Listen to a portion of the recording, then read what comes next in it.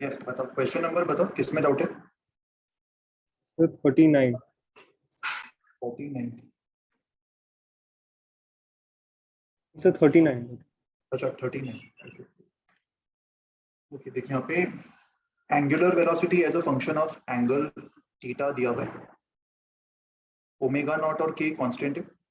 Eight the moment t equals to 0 angle is 0। Find the time dependency of rotational angle and angular velocity. तो देख शुरुआत इसी equation से करेंगे जो सवाल में दिया हुआ है, omega equals to omega naught minus K theta, and omega को अपन D theta by D T लिख सकते हैं। ये स्टेप समझ में आया? Yes RHS as it is. तो अभी ये जो इक्वेशन हमें मिला है, in this equation theta and T यही दो वेरिएबल्स है, तो यस उसको सेपरेट कर दो, डी थीटा और डी टी को, एंड डी थीटा के साथ सारे थीटा के टर्म्स को जोड़ दो and integrate with proper limits. Theta का इंटीग्रेशन 0 से थीटा, जब टाइम 0 था तब थीटा भी 0 था, और किसी भी जनरल टाइम टी पे एंगल को थीटा मान ले, तो इसका integration lawn of omega naught minus K theta, limits डाल दो, तो upper limit minus lower limit ये बन जाएगा, यस और RHS में माइनस के टी, लॉन को हटा के RHS को e के पावर में रेस कर दो और इसको सिंप्लीफाई कर दो, तो theta in terms of time मिल जाएगा ना। और एक बार थीटा मिल गया तो angular velocity simply D theta by D T होगा, वो भी आ जाएगा। Excuse me sir. ठीक है सर, समझ। यस बताओ। सर मैंने अभी ज्वाइन किया, क्या क्या करवाया है? मैंने जस्ट ये सवाल अभी मैं डाउट सॉल्व कर रहा हूँ, this was the first question जो मैंने अभी जस्ट सॉल्व किया। इसमें तुम्हें भी डाउट था क्या?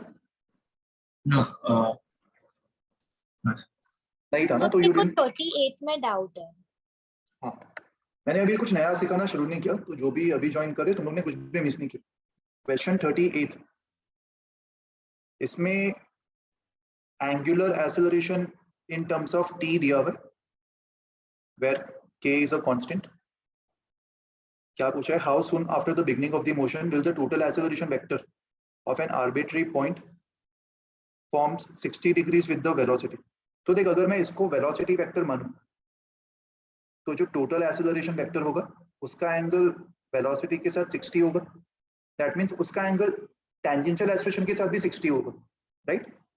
एंड वेक्टर के नॉलेज से अपन tan थीटा को centripetal acceleration upon tangential acceleration लिख सकते हैं, which is omega square r upon alpha r। तो tan theta omega square upon alpha बन जाएगा। ये स्टेप समझ में आया? Yes sir. So from this equation we can substitute theta as 60, क्योंकि ये एंगल हमें 60 चाहिए, और अल्फा की वैल्यू डाल दो kt, tan 60 √3 होगा, alpha is kt, and omega square निकालना है। तो omega in terms of time निकालने के लिए अपन अल्फा को d omega by D T लिख सकते इक्वल्स टू के टी। तो डी टी को वो साइड ले जाओ, integrate both the sides, so omega as a function of time will be k t square by 2। तो ओमेगा की भी ये वैल्यू इसमें डाल दो, तो इक्वेशन को सॉल्व करके तुम्हें करस्पॉन्डिंग टाइम मिल जाएगा। समझा ये सारे स्टेप्स? Yes sir. सर 26 और 41 भी। श्योर 26 देख लो। A wheel starts from rest uniformly accelerated at 2 radians per second square।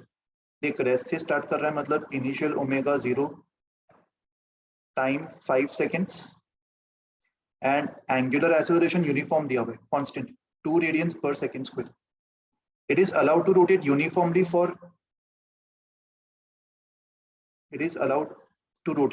For the next 10 seconds. मतलब पहले 5 सेकेंड्स के लिए वो एक्सेलरेट कर रहा है, फिर नेक्स्ट 10 सेकेंड्स के लिए वो यूनिफॉर्म एंगुलर स्पीड से जा रहा है, एंड फाइनल 5 सेकेंड्स पे उसको वापस रेस्ट पे ले गया। तो ऐसा टाइप का सवाल तुम लोग ने काइनेमेटिक्स 2 में किया था, याद आ रहा है? रिकलेक्ट कर पा रहे हो? कार पहले एक्सेलरेट कर रहा है, फिर कांस्टेंट स्पीड से जा रहा है, फिर वापस रिटार्ड करके स्टॉप हो रहा है। तो उन सवालों में याद है तुम्हें अपन वीटी ग्राफ बनाते थे, उससे काफी इजी हो जाता था सवाल सॉल्व करना। तो यहाँ पे इंस्टेड ऑफ वीटी ग्राफ हम लोग omega versus time graph draw कर सकते। सो इनिशियली पहले एंगुलर वेलोसिटी इंक्रीज होगा 5 सेकेंड्स तक, फिर नेक्स्ट 10 सेकेंड्स तक कांस्टेंट स्पीड से जा रहा होगा, फिर वापस नेक्स्ट 5 सेकेंड्स पे वो रेस्ट पे आ जाएगा। समझा ये ग्राफ? हाँ sir. 5 seconds. And angular acceleration भी हमें दिया हुआ है 2, तो इस ग्राफ का जो स्लोप है वो 2 होगा ना, दैट मीन्स ये 10 के इक्वल होगा। और इस ग्राफ का जो टोटल एरिया है, वीटी ग्राफ का एरिया हमें डिस्प्लेसमेंट देता था, सो ओमेगा टी ग्राफ का एरिया हमें एंगुलर डिस्प्लेसमेंट दे देगा टोटल थीटा। अंडरस्टूड? इसका बस एरिया निकाल लो, ट्रेपेजियम का area, sum of Yes. Parallel sides into height into half. और किसमें सर डाउट था? इसका जो सोल्यूशन है ना, आप इसका जो सोल्यूशन है उसमें माइनस साइन था। हाँ सर, जो नीचे थीटा 3 है ना उसमें माइनस क्यों है, माइनस हाफ एटी स्क्वायर क्यों है? क्योंकि वो लोग इसको अलग तरीके से सॉल्व कर रहे हैं। तो देख, ये वाला जो मोशन है इसमें एक्सेलरेशन रिटार्डिंग है ना, अल्फा नेगेटिव होगा। इनिशियल ओमेगा 10 ले लेंगे इधर, एंड अल्फा रिटार्डिंग है ना, वो ओमेगा को कम कर रहा होगा, इसीलिए वो माइनस लिया ऑपोजिट डायरेक्शन पे। ओके ओके, बट अगर तुम एरिया से करते हो तो वो सब की फिगर करने की जरूरत नहीं, इसी से एक लाइन में आंसर आ जाएगा, एरिया अंडर द कर्व से। Okay sir. ठीक है, और कौन सा था? 41। 41।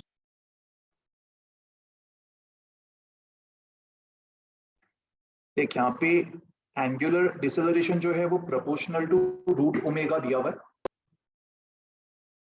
और एंगुलर डिसेलरेशन को इधर अपन माइनस डी, डिसेलरेशन मतलब एक माइनस साइन आ जाएगा, और D omega by D T, या फिर omega D omega by D theta, जैसे V D V by D S लिखते थे ना एक्सेलरेशन को, वैसे omega D omega by D theta, ये दो फॉर्मूलाज अपन यूज कर सकते हैं फॉर एंगुलर डिसेलरेशन। कौन सा फॉर्मूला प्रीफर करेंगे? इधर ओमेगा और एंगुलर डिसेलरेशन के बीच में रिलेशन दिया हुआ है, और हमें फाइंड क्या करना है? Mean angular velocity. Average omega का फॉर्मूला क्या होगा? Total angle covered upon total time. तो यहाँ पे थीटा निकालने के लिए, टोटल एंगल कवर्ड निकालने के लिए अपन फॉर्मूला का ये वाला वर्जन यूज करेंगे, क्योंकि इसमें थीटा के टर्म्स इन्वॉल्व है, राइट। एंड टाइम निकालने के लिए अपन फॉर्मूला का ये वाला वर्जन यूज कर सकते हैं, ये वाला वर्जन यूज करके हमें omega in terms of time आ जाएगा। और जब ओमेगा 0 होगा उस समय का हमें टाइम चाहिए, क्योंकि जब तक बॉडी मोशन में उस समय तक का हमें एवरेज एंगुलर वेलोसिटी फाइंड करना है ना, that means finally body rest पे आ जाएगा। तो omega as a function of time निकाल के ये फिगर आउट करो कि ओमेगा कब 0 हो रहा है, वो वाला टाइम इंस्टेंट निकाल लो, एंड ये वाले इक्वेशन से omega in terms of theta निकल के अगेन ओमेगा जब 0 हो रहा होगा उस समय उसने कितना एंगल रोटेट कर लिया होगा ये निकाल लो, and this theta upon time ये तुम्हें एवरेज ओमेगा दे देगा। ये लॉजिक समझ में आया? इससे अटेम्प्ट कर पाओगे एक बार वापस? सॉल्यूशन Yes, का जो sir. ये वाला पार्ट है ये बस प्योर मैथमेटिक्स है, कैलकुलेशन, बट जो फिजिक्स इसमें इन्वॉल्व है वो बस इतना ही। ठीक है, तो एक बार इंटीग्रेशन sir. वगैरह कैलकुलेशंस एक बार ट्राई करके देखना खुद से, फिर आ जाना चाहिए आंसर। Okay sir. और कोई डाउट नहीं है ना किसी को भी? लास्ट टाइम अपन ने टॉर्क स्टार्ट नहीं किया था ना? No sir. सर ये सब क्वेश्चंस सर्कुलर मोशन के अंदर आएंगे, राइट? यस यस, ये सारे सर्कुलर मोशन के पार्ट्स हैं। रोटेशन जो है वो इस पे डिपेंड करेंगे। This topics are like foundation for rotation, इसीलिए मैंने ये क्वेश्चंस रोटेशन में दिए थे ताकि तुम पहले के कॉन्सेप्ट रिवाइज कर लो जो आगे तुम्हें काम आएंगे। ठीक है, असली रोटेशन आज स्टार्ट करेंगे। वैसे मोमेंट ऑफ इनर्शिया भी it's like base of rotation. जो काम मास का होता है in laws of motion, net force equals to mass into acceleration, mass नहीं पता हो तो अपन एक्सेलरेशन निकाल ही नहीं पाएंगे ना, और लॉज ऑफ मोशन में तो मास तुम्हें सवाल में दे देते थे, बट यहाँ पे मोमेंट ऑफ इनर्शिया तुम्हें कैलकुलेट करना पड़ेगा, या फिर जो रिजल्ट्स याद किए उससे तुम्हें लिखना पड़ेगा मोमेंट ऑफ इनर्शिया किसी भी ऑब्जेक्ट के लिए, एंड फोर्स को अपन टॉर्क से रिप्लेस कर देंगे।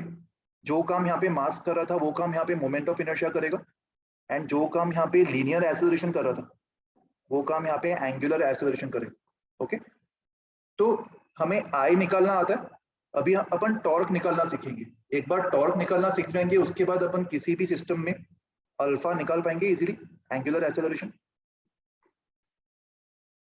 सो आज के लेक्चर में टॉर्क निकालना ही अपन प्रैक्टिस करने वाले।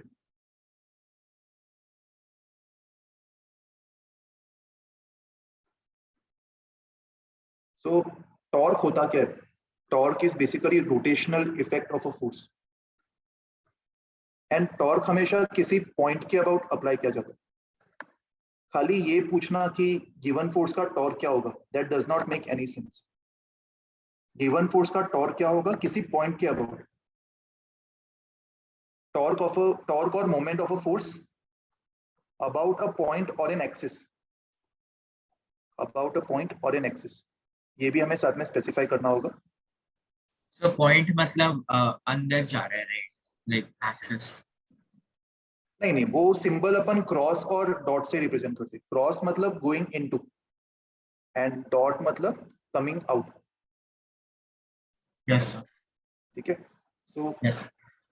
अभी टॉर्क निकालेंगे कैसे। मान लो किसी पॉइंट पे ये फोर्स लग रहा है, ये फोर्स मान लेते पॉइंट पी पे लग रहा है, इसको पॉइंट पी नाम दे देते, और हमें इंटरेस्ट है टॉर्क निकालने में अबाउट पॉइंट ओ, ये वाले पॉइंट के अबाउट टॉर्क निकालना। तो यहाँ पे स्पेसिफाई कर देता हूँ, ओ मतलब पॉइंट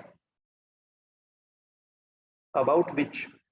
टॉर्क के लिए जनरली अपन ये सिंबल यूज करते हैं, तो ग्रीक अल्फाबेट जिसको अपन टाउ प्रोनाउंस करते हैं। So O is a point about which this torque is to be found. और यहाँ पे P क्या इंप्लाई कर रहा है, P is the point of application of the force, point of application of the force. तो यहाँ पे अपन जिस टॉर्क की बात कर रहे हैं, this torque is a vector quantity. Torque is a vector quantity, मतलब इसका एक डायरेक्शन भी होगा।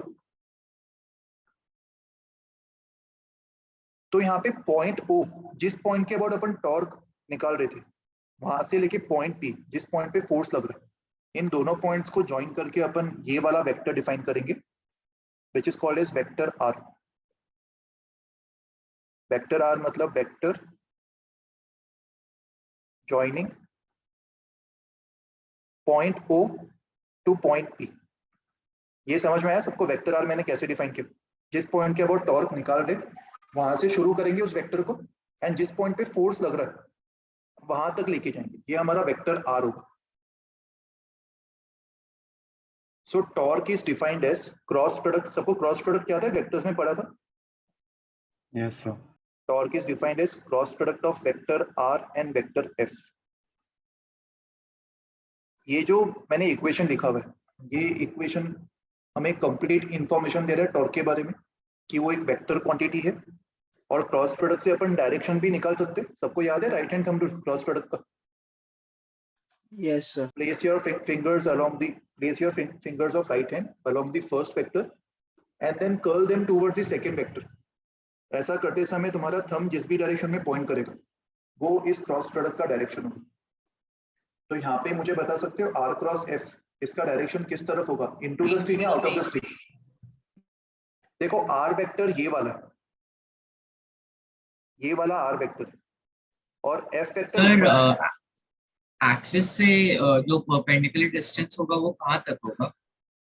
एक्सिस से परपेंडिकुलर डिस्टेंस कहाँ तक होगा, लाइक आर का वैल्यू डिपेंड किस पे करेगा? R का वैल्यू खाली O और P के बीच में डिस्टेंस पे डिपेंड कर रहा है ना। Yes sir. ये मैंने R वेक्टर डिफाइन किया था ना, it's just the distance, it's just a vector starting from O till point P. So 2 point mass है क्या? क्या है? ये 2 पॉइंट मास है क्या? नहीं, मासेस की तो मैंने कुछ बात ही नहीं की ना अभी तक। मैंने खाली फोर्स की बात की। एक पॉइंट पे फोर्स लग रहा है जिसका टॉर्क हाँ। किसी और पॉइंट के अबाउट निकाला जा रहा है, पर बस यही बात कर रहा हूँ। मैंने मासेस की कहीं पे भी बात नहीं की, राइट? उसको मत सोचो। Yes sir. तो टॉर्क का डेफिनेशन समझ में आया सबको, R क्रॉस F।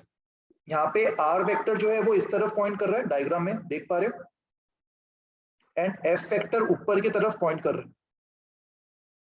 तो R क्रॉस F करने पर तुम्हारा थंब किस तरफ जा रहा है, स्क्रीन के अंदर तुमसे दूर या स्क्रीन के बाहर तुम्हारी तरफ? Towards us. वेक्टर्स रिवाइज करो, इट्स कमिंग टुवर्ड्स यू ना, आउट ऑफ द स्क्रीन। सब लोग ये वेरीफाई कर पा रहे हो, R cross F coming out of the screen. अगर नहीं वेरीफाई कर पा रहे हो तो ये R को तुम शिफ्ट भी कर सकते हो इस तरीके से। तो अभी तुम्हें दिख रहा है R क्रॉस F, फिंगर्स को R से F तक कर्ल करने पर तुम्हारा thumb out of the screen point करेगा। तो ये हमें टॉर्क का डायरेक्शन देगा। ये समझ में आया सबको डायरेक्शन कैसे निकालना है टॉर्क का? सर Yes, आप ओ एक और बार एक्सप्लेन कर सकते हैं? अच्छा एक सेकेंड रुको।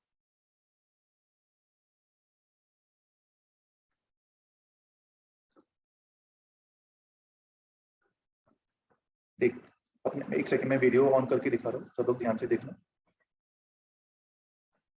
सर मैं ओ पॉइंट के बारे में बात कर रहा हूँ। टॉर्क निकालने में कोई दिक्कत आ रही है? आर क्रॉस एफ, अपने राइट हैंड के फिंगर्स को पहले आर के अलोंग प्लेस करो एंड उसको कर्ल करके सेकेंड वेक्टर एफ के अलोंग दे दो। तो ऐसा करते समय तुम्हारा जो थंब है वो तुम्हारी तरफ आउट ऑफ द स्क्रीन आ रहा है, राइट? तो ये बात सबको समझ में आ रही है that r cross f will point out of the screen? इसमें तो कोई डाउट नहीं है ना किसी को भी? No sir. अच्छा अभी बताओ तुम क्या डाउट पूछ रहे थे? सर मुझे ओ पॉइंट एक और बार समझा सकते हो? जो ओ है ओ वो क्या पॉइंट है? एक ऐसा पॉइंट है जिसके अबाउट अपन टॉर्क निकाल रहे हैं। टॉर्क है ना हमेशा किसी पॉइंट के अबाउट निकाला जाता है। खाली ये बोलना कि कहीं पे फोर्स लग रहा है और इस फोर्स का मुझे टॉर्क बता दो, ये पूछना एक इनकम्प्लीट क्वेश्चन। टॉर्क बता दो वो तो ठीक है, मगर टॉर्क किस पॉइंट के अबाउट बताना है ये भी तुम्हें स्पेसिफाई करना पड़ेगा। अभी क्योंकि नया सब टॉपिक है इसलिए तुम्हें डाइजेस्ट करने में थोड़ा टाइम लगेगा, बट नेक्स्ट टाइम से ध्यान में रखो कि टॉर्क हमेशा किसी पॉइंट के अबाउट निकाला जाता है। हर पॉइंट के अबाउट टॉर्क की वैल्यू अलग होगी। ओके सो अगर सवाल तुम्हें Yes, पूछना ही है sir. टॉर्क के बारे में तो साथ में ये भी पूछना होगा कि भाई ये फोर्स का टॉर्क तो है बट ये वाले पॉइंट के अबाउट निकालना, ये वाला फोर्स है इसका टॉर्क इस पॉइंट के अबाउट निकालना, then Yes, this sir. becomes a complete question. Understood? So O Yes, is the sir. point मतलब about which the torque is to be found. Sir मतलब O is the point about which the object rotates. Yes, yes. अपन उस पे आएंगे अभी। Basically उसके about object rotate करने वाला होगा, ये अपन अज्यूम कर रहे हैं। और ऑब्जेक्ट किस एक्सिस के अबाउट रोटेट करेगा अभी देखो मैं उसी पे आ रहा हूँ धीरे धीरे। टॉर्क का डायरेक्शन सबको समझ में आ गया ना? अभी Yes, कुछ sir. लिखो Yes, मत, sir. ध्यान दो, अभी खाली अंडरस्टैंडिंग पे फोकस करो। क्या क्या लिखना है वो बाद में बता दूंगा मैं। टॉर्क का डायरेक्शन हमने देख लिया कि वो आउट ऑफ द स्क्रीन आ रहा है, दैट मीन्स ये टॉर्क का डायरेक्शन है स्क्रीन के बाहर। तो जो भी टॉर्क का डायरेक्शन होगा वही हमारा एक्सिस ऑफ रोटेशन होगा। मतलब इस एक्सिस के अबाउट वो ऐसे रोटेट कर रहा होगा। ये विजुअलाइज कर पा रहे? गिवन फोर्स की वजह से Yes, sir. पॉइंट पी पे जो रखा हुआ ऑब्जेक्ट है वो इस एक्सिस के अबाउट ऐसे रोटेट कर रहा होगा। देखो मैं और कुछ एग्जांपल्स देता हूँ, अभी कुछ लिखो मत, लिखने के लिए मैं बाद में टाइम दे दूंगा। इसको थोड़ा और अच्छी तरीके से अपन लिखेंगे। O और P ये तो मैंने स्पेसिफाई कर दिया था। P स्पेस में एक रैंडम पॉइंट है जिसपे एक फोर्स लग रहा है F एंड O इस पॉइंट के अबाउट टॉर्क निकालना। तो देखिए मैं तुम्हें एक ट्रिक बताने वाला हूँ जो तुम्हें आगे सब जगह काम आएगा। टॉर्क का सेंस स्पेसिफाई करने में भी काम आएगा। टॉर्क का सेंस मतलब it can B clockwise sense और एंटी क्लॉकवाइज सेंस। तो ये सेंस कैसे अपन डिसाइड करेंगे पहले वो फिगर आउट कर लेते।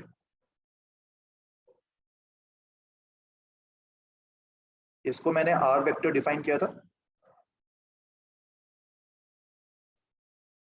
तो जो भी चीजें तुम्हें लिखनी है वो सारी इंपॉर्टेंट चीजें मैं नीचे कॉपी कर रहा हूँ ताकि तुम्हें कंफ्यूजन ना हो क्या लिखना है और क्या स्किप करना है।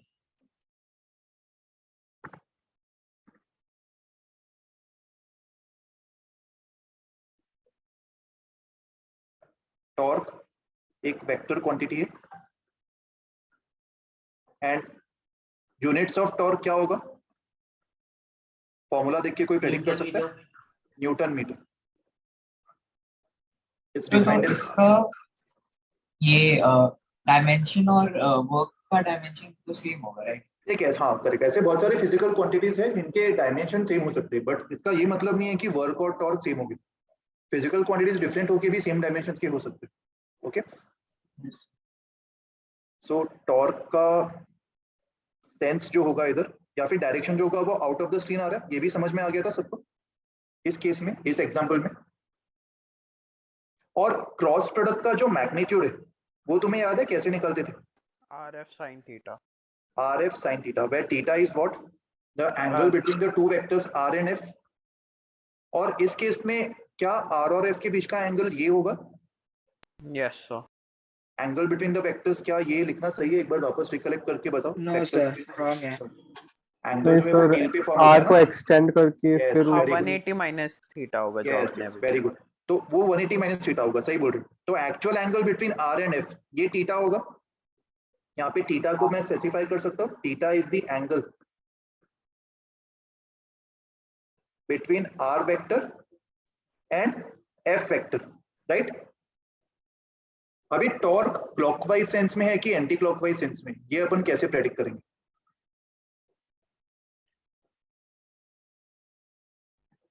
एक सेकेंड। अच्छा थंब को मतलब फिंगर्स को कर्ल करके चेक कर। यस, फिंगर्स को कर्ल करके, या फिर उससे भी एक शॉर्टकट तरीका मैं तुम्हें बता रहा हूँ। इमेजिन करो, यहाँ पे जो मैं लिख रहा हूँ तुम्हें इमेजिन करना है, तुम्हें ड्रॉ करने में टाइम वेस्ट करने की जरूरत नहीं है। इमेजिन दैट, एक इमेजिन करे तो ऑब्वियसली वो हाइपोथेटिकली होगा। स्टिल मैं वापस लिख रहा हूँ, imagine that there is a hypothetical rod hinged at O। अभी O क्या है वो समझ में आ गया ना? O क्या पॉइंट डिनोट कर रहा है वो हमने ऑलरेडी डिफाइन कर दिया, राइट। जिस भी पॉइंट के बाद हमें टॉर्क निकालना है, उस पॉइंट पे एक हाइपोथेटिकल रॉड को हिंज्ड या फिर फिक्स्ड इमेजिन करो, एंड उस रॉड के दूसरे एंड पे पॉइंट P पे फोर्स अप्लाई किया जा रहा है। Imagine a hypothetical rod hinged at O and other free end is at point P। ये इमेजिन कर पा रहे हो सब लोग जो लिखा है मैंने? एक रॉड इमेजिन कर लो जो O पे फिक्स्ड है, और उसका जो दूसरा एंड है वो पॉइंट P पे, और पॉइंट P पे ये फोर्स लग रहा है। तो अभी मुझे बताओ कि ये वाला जो फोर्स है वो इस रॉड को कौन से सेंस में रोटेट करेगा? Clockwise, anti clockwise? Anti clockwise. Anti clockwise sense में रोटेट कर रहा है। तो सिंपली इस इमेजिनेशन से तुम टॉर्क का सेंस प्रेडिक्ट कर पाओगे। सर और इस जरूरी क्यों है एंटी क्लॉकवाइज? देख, इमेजिन कर कि एक रॉड को अगर तू यहाँ पे फिक्स कर रहा है, हाइपोथेटिकल रॉड, और उसके दूसरे एंड पे अगर तू गिवन डायरेक्शन में फोर्स अप्लाई कर रहा है, ये वाला फोर्स, हाँ, ये वाला yes, फोर्स तो इस रॉड को ऐसे ही रोटेट कर पाएगा ना? इमेजिन कर पा रहा है yes, ये चीज? yes. तो इसलिए इस केस में एंटी क्लॉकवाइज ही आएगा। एंड एक और तरीका है कि अगर तुम अपने फिंगर्स को सेंस ऑफ रोटेशन के अलोंग कर्ल करते हो, तो जो तुम्हारा थंब है वो टॉर्क की डायरेक्शन में आ जाएगा out of the screen. Let me show you.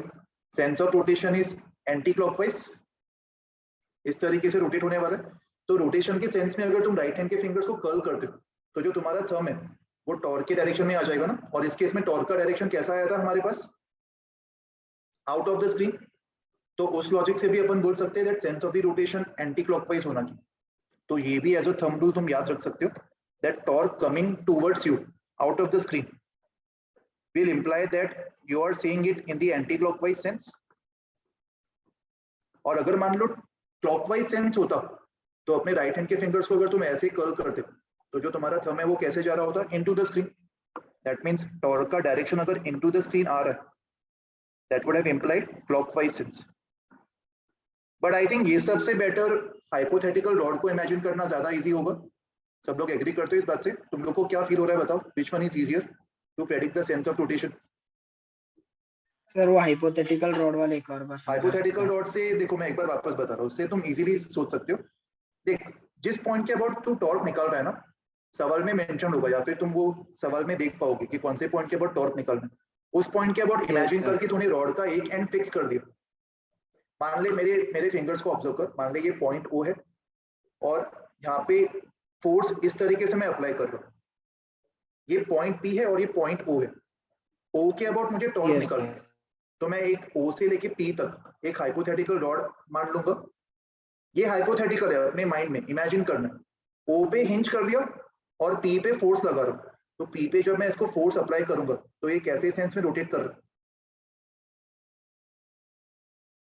तुम्हें दिख रहा है? हाँ दिख रहा है। तो वैसे ही यहाँ पे स्क्रीन पे देखो, स्क्रीन पे इस रॉड पे अगर तुम ऐसे फोर्स लगा रहे हो, तो तुम देख पा रहे हो ये एंटी क्लॉकवाइज सेंस में रोटेट कर रहा है। हाँ यस सर। तो इस तरीके से तुम सेंस ऑफ टॉर्क प्रेडिक्ट कर सकते हो। अंडरस्टूड?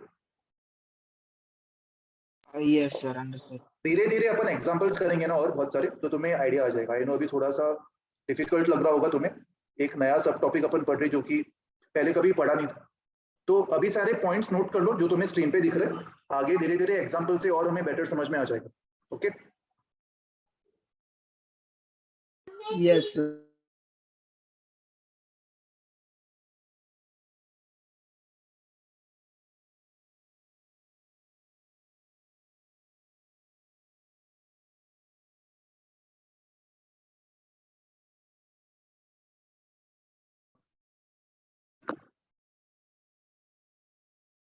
और कुछ डाउट आ रहा है तो पूछ लेना लिखते समय।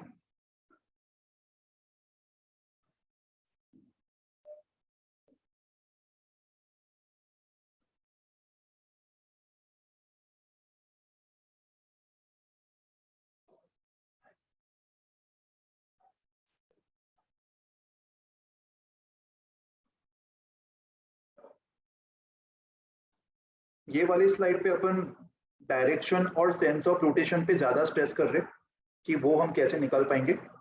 इसके बाद टॉर्क का मैग्नीट्यूड कैसे निकालना है उसका अपन एक शॉर्टकट तरीका सीखेंगे, जिससे टॉर्क के मैग्नीट्यूड को निकालने में भी कोई भी दिक्कत ना हो। आरएफ साइन थीटा ना, क्या बोल रहे हो? आरएफ साइन थीटा होगा। आरएफ साइन थीटा सही है, बट ये वाला फॉर्मूला भी थोड़ा सा लॉन्ग कट है। तुम सही बोल रहे हो कि आरएफ साइन थीटा से निकाल सकते, बट यहाँ पे तुम्हें आर भी पता होना चाहिए, एफ भी पता होना चाहिए और थीटा भी पता होना चाहिए, तो एक बहुत सारा कैलकुलेशंस इसमें लग जाएगा। तो फॉर्मूला अपन यही यूज करेंगे, इसी को यूज करके एक अलग पर्सपेक्टिव से अपन देखेंगे कि टॉर्क के मैग्नीट्यूड को कैसे निकाला जा सकता है।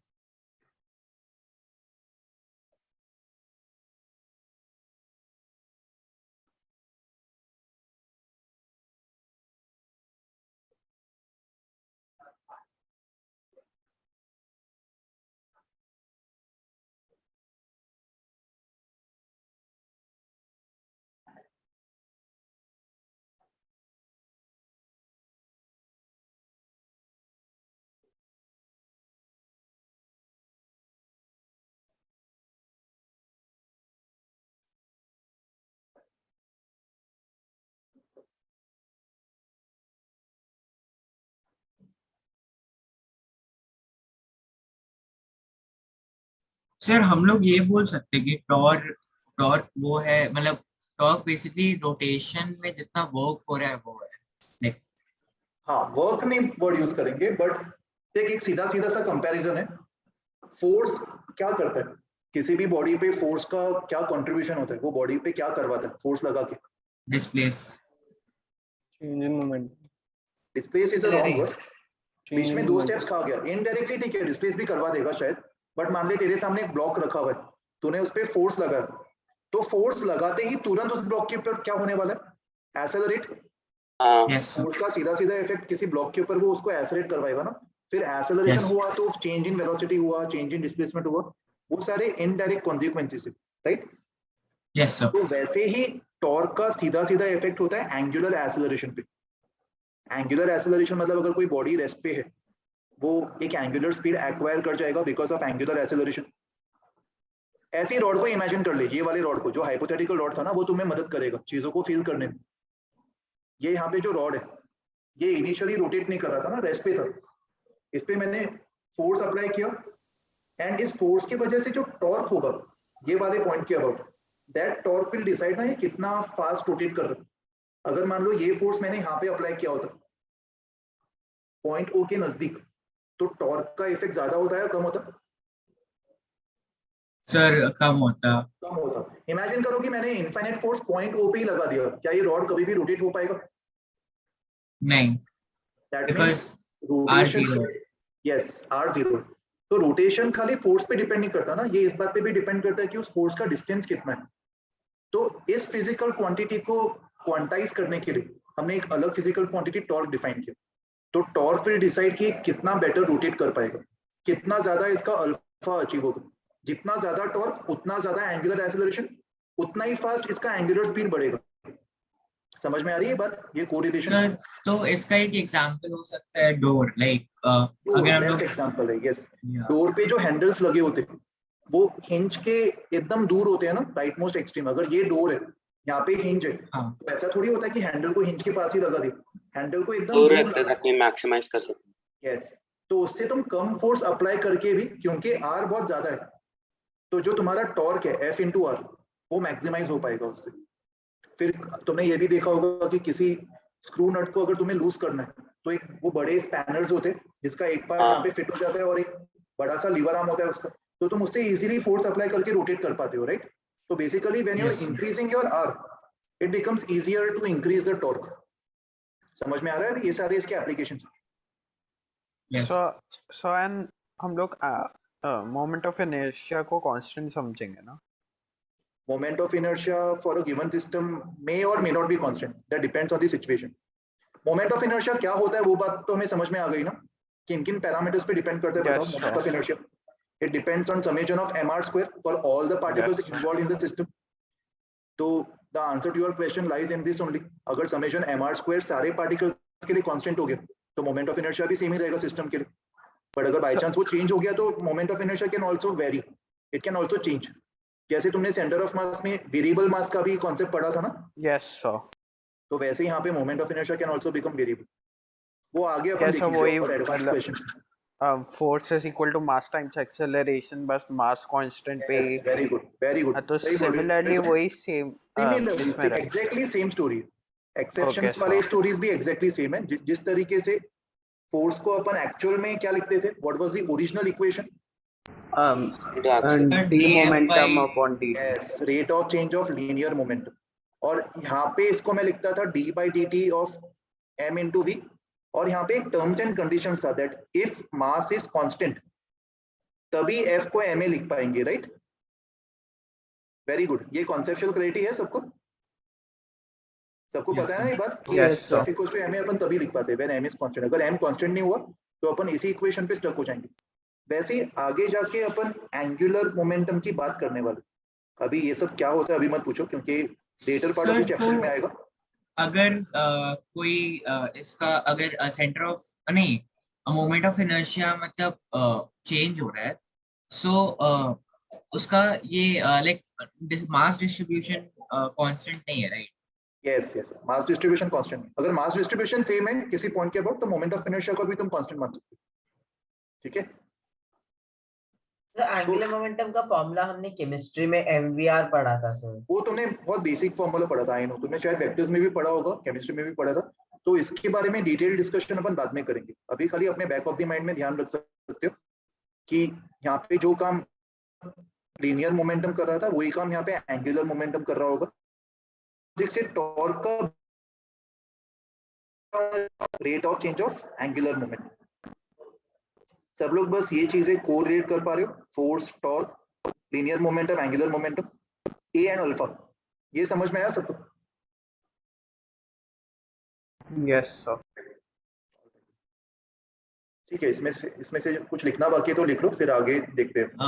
नहीं सर, मैं उस टाइम क्या पूछ रहा था कि लाइक अगर मास डिस्ट्रीब्यूशन सेम होगा देन मोमेंट ऑफ इनर्शिया हर पॉइंट के लिए डिफरेंट होगा, right? Because moment of inertia is summation of mr square, और अगर m सेम है लेकिन r तो ऑब्वियसली डिफरेंट होगा हर पार्टिकल के लिए, right? Yes yes, so then moment of inertia will be different for every particle. But yes, अगर उनका जो सम है वो तो एक फिक्स्ड वैल्यू होगी ना, उनका जो समेशन है वो मैटर करेगा कि सारे पार्टिकल्स मिलके कितना कंट्रीब्यूट कर रहे हैं।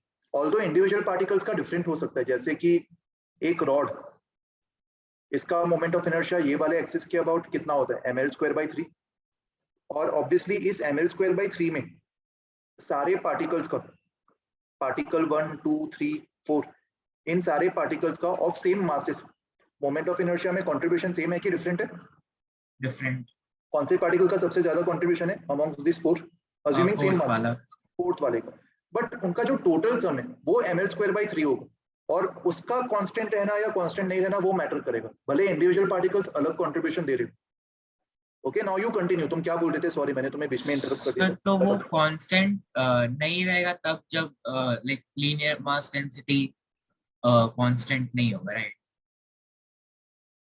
नहीं, लीनियर मास डेंसिटी अगर कांस्टेंट नहीं भी हुआ तो देख, कांस्टेंट का मतलब होता है विद टाइम, टाइम के साथ वो चेंज नहीं कर रहा। तो अगर लीनियर मास डेंसिटी कांस्टेंट नहीं भी हुआ तो भी इंटीग्रेशन करके तो एक फिक्स वैल्यू आ जाएगी ना।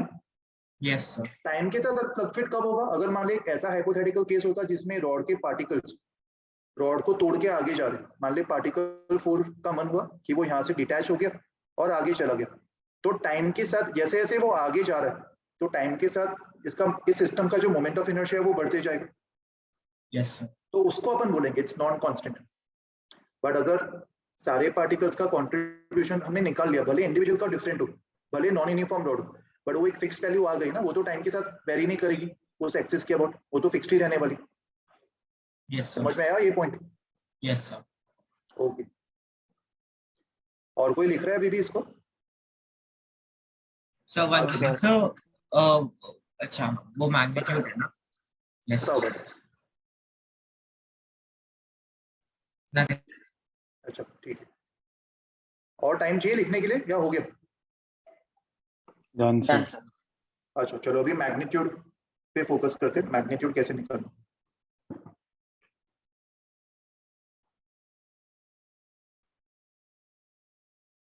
अगेन लेट्स से ये पॉइंट O है, पॉइंट P, इस पे ये F फोर्स लग रहा है एंड ये वेक्टर R।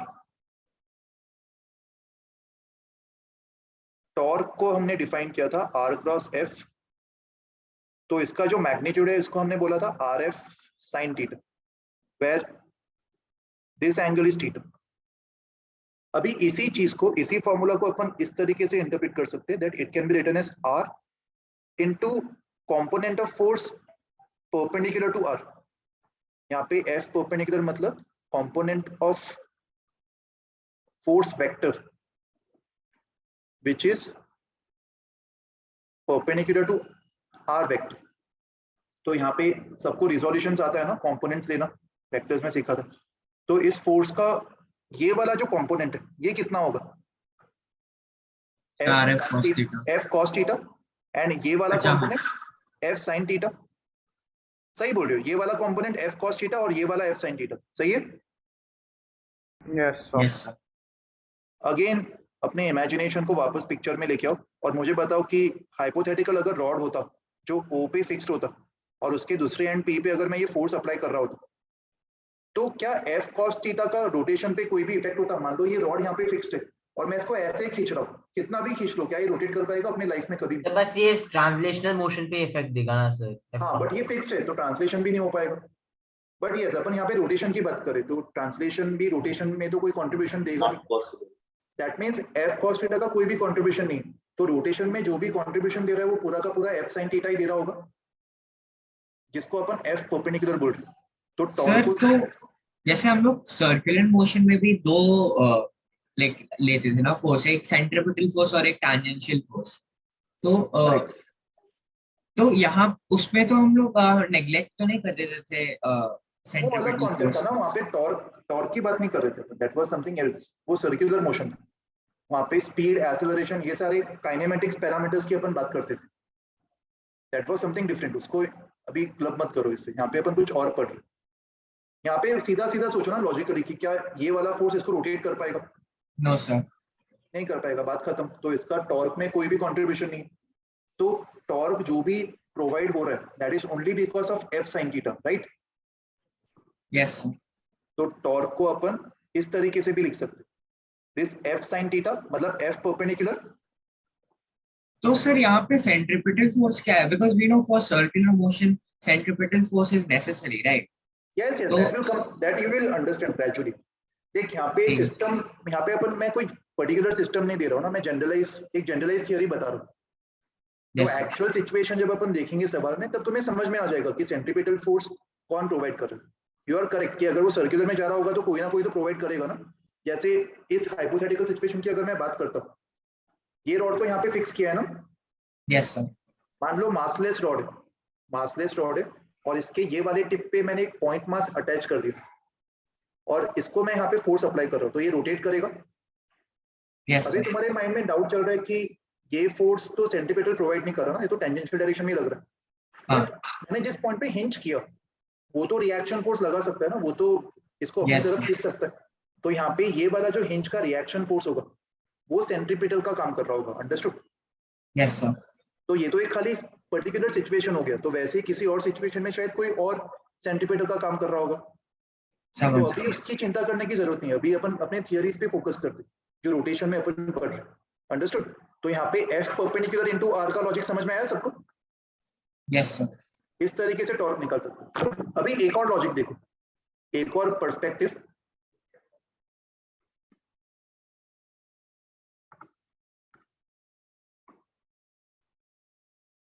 कंपोनेंट्स को हटा देता हूं। ओरिजिनल सिचुएशन ये था, F लग रहा है R और ये एंगल थीटा। इसको लिखने का एक और तरीका होगा टॉर्क को, टॉर्क के मैग्नीट्यूड को, instead of R into F perpendicular, इसको मैं R परपेंडिकुलर इंटू F भी लिख सकता हूँ। R परपेंडिकुलर मतलब यहाँ पे अभी F को मैं एज इट इज रखूंगा, तो जो भी फोर्स लग रहा है उसके लाइन ऑफ एक्शन को आगे एक्सटेंड कर दो, और R का परपेंडिकुलर कंपोनेंट मतलब ये वाला, ये डिस्टेंस ले लो।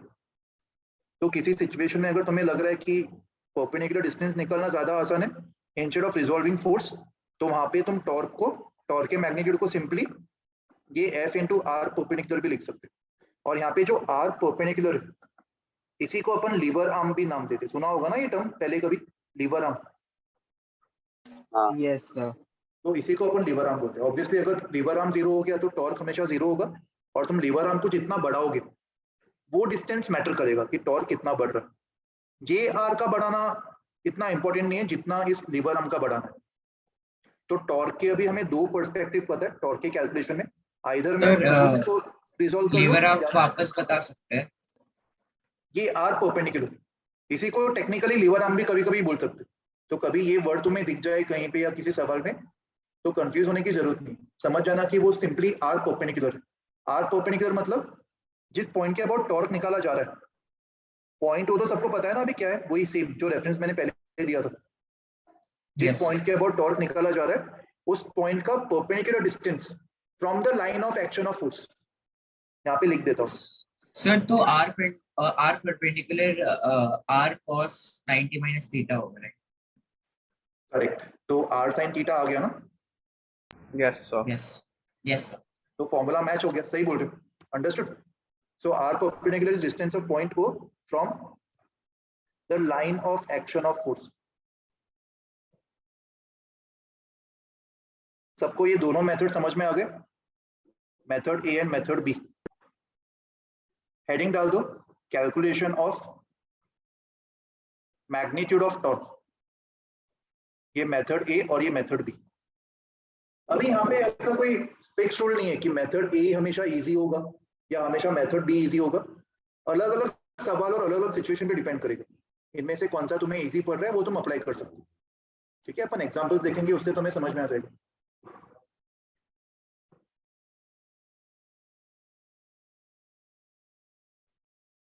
Sir cross product of vectors में हम लोग मतलब रिजल्टेंट वेक्टर का भी डायरेक्शन निकालते थे ना, लाइक एंगल निकालते थे, रिजल्टेंट वेक्टर का एंगल निकालते थे, right? Principal like cross product में तो रिजल्टेंट हमेशा इंडिविजुअल वेक्टर्स के परपेंडिकुलर ही होता था ना, 90 डिग्री। अगर मैं ए क्रॉस बी ले रहा हूँ तो ए क्रॉस बी का रिजल्ट ए के भी परपेंडिकुलर होगा और बी के भी परपेंडिकुलर होगा, तो वहां पे रिजल्टेंट का एंगल निकालने की जरूरत नहीं है ना, वो तो इंप्लाइड है। यस। रिजल्टेंट का डायरेक्शन पता होना चाहिए। अगर ये वेक्टर ए है और ये वेक्टर बी है, सो ए क्रॉस बी, ये जो थंब है वो क्रॉस प्रोडक्ट का रिजल्ट होगा इन दोनों के प्लेन के परपेंडिकुलर। याद आया? यस। ओके।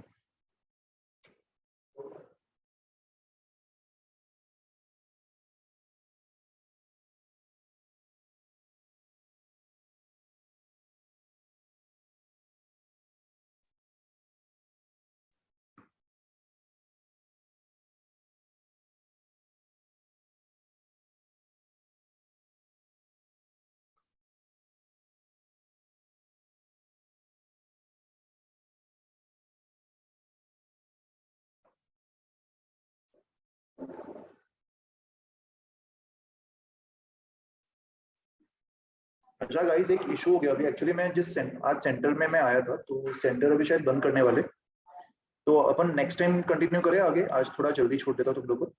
कुछ एग्जांपल्स मैं तुम लोग को अभी दे देता हूँ, वो तुम लोग एक बार सोच के आओ, खुद से फिगर आउट करने की कोशिश करो इसको। सर लिख के वाले- हुआ नहीं, एक बार स्क्रीनशॉट ले लो।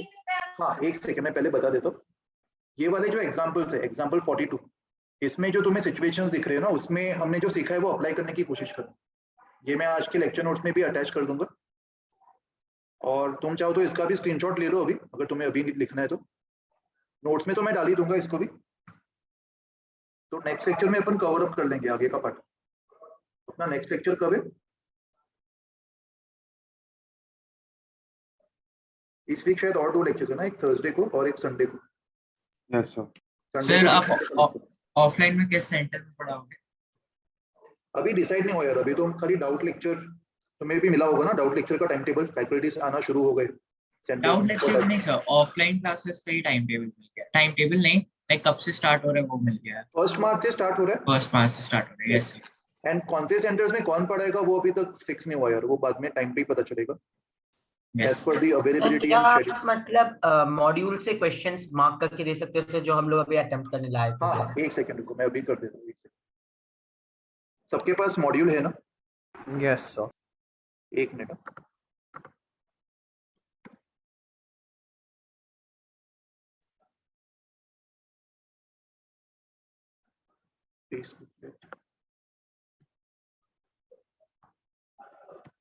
हाँ तो इसमें से मोमेंट ऑफ इनर्शिया के मैं क्वेश्चंस मार्क कर देता हूँ। 2 मिनट, 2 मिनट सिर्फ। मैं तुम्हें ग्रुप पे भेज दूं चलेगा? मैं कुछ और भी पीडीएफ्स भी है मेरे पास, वो भी, उसमें से भी मैं तुम्हें कुछ एक्स्ट्रा क्वेश्चंस दे दूंगा आज ठीक है रात सर। तक, मैं तुम्हें भेज दूंगा श्योरली, तो उससे अटेम्प्ट कर लेना, ठीक है? और कुछ पूछना है किसी को भी? ठीक है चलो फिर आगे बाद में कंटिन्यू करेंगे। मैं तुम्हें रात तक क्वेश्चन सॉल्व करने के लिए दे दूंगा, वो तुम अटेम्प्ट कर लेना। इनफैक्ट एक पीडीएफ तो मैं तुम्हें अभी भेज रहा हूँ, उसमें जो मोमेंट ऑफ इनर्शिया वाले सेक्शन है ना, उसमें सेंटर ऑफ मास के भी कुछ सेक्शंस है एंड मोमेंट ऑफ इनर्शिया के भी कुछ सेक्शंस है, वो तुम अटेम्प्ट कर सकते हो। अभी मैं बस 5 मिनट में भेज रहा हूँ।